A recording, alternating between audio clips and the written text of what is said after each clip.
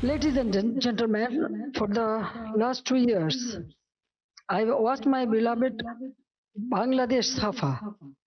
Fear has entered homes, workplaces, and campuses.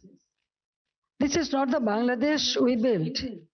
This is not the Bangladesh for which 3 million people sacrificed their lives in 1971.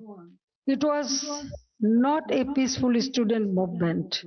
But behind the language of reform, organized groups were working to turn students' demand into violent political instrument.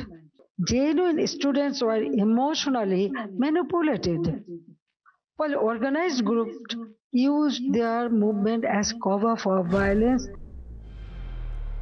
हा एक audio संदेश होता जो शेख हसीना यांनी प्रसारित केला. शेख हसीना यांना आज आपल्या कुटुंबाच्या आठवणींमध्ये अश्रू अनावर झाले. पण त्यांच्यासोबत बरोबर 2 वर्षांपूर्वी नेमकं काय घडलं होतं हे सुद्धा जाणून घेणं तितकंच महत्त्वाचं आहे. शेख हसीना यांना विद्यार्थ्यांच्या आंदोलनामुळे बांगलादेश सोडावा लागलेला. जुलै-ऑगस्ट 2024 साली बांगलादेशात सरकारी नोकऱ्यांमधील आरक्षणाविरोधात विद्यार्थ्यांनी मोठं आंदोलन पुकारलं. हे आंदोलन हिंसक वळणावर गेलं आणि त्याचं रूपांतर थेट शेख हसीना यांच्या राजवटीविरोधातल्या उठावात झालं. मग 5 ऑगस्ट 2024ला हजारो आंदोलक थेट ढाका इथल्या त्यांच्या घरावर चालून गेले. परिस्थिती चिघळली, हाताबाहेर गेली. त्यामुळे बांगलादेशच्या लष्करानं शेख हसीना यांना देश सोडण्याचा सल्ला दिला. त्यांनी पंतप्रधान पदाचा राजीनामा दिला आणि लष्करी हेलिकॉप्टरनं आपल्या बहिणीसह थेट भारत गाठला. दरम्यान 2 वर्ष जवळपास अज्ञातवासात राहिल्या शेख हसीना आणि आज त्या पहिल्यांदाच एका ऑडिओ संदेशाच्या माध्यमातून जगासमोर आल्या. शेख हसीना यांच्या कारकिर्दीची माहिती जाणून घेऊया, त्याचा आढावा घेऊया.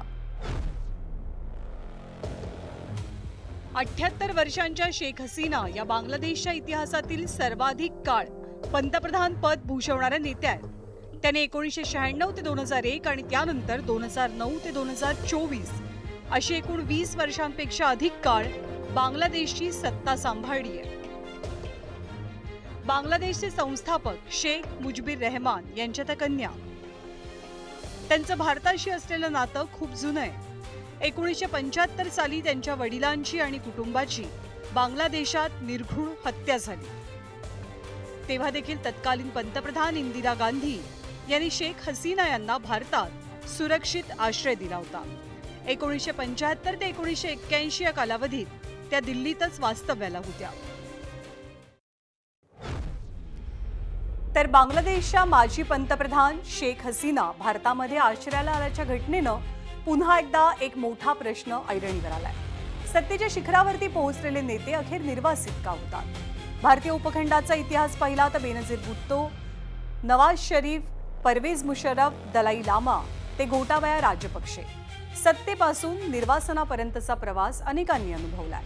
म्हणजेच राजकारणात सत्ता कायमची नसते, पण इतिहासात निर्वासितांच्या कथा मात्र कायम जिवंत राहतात.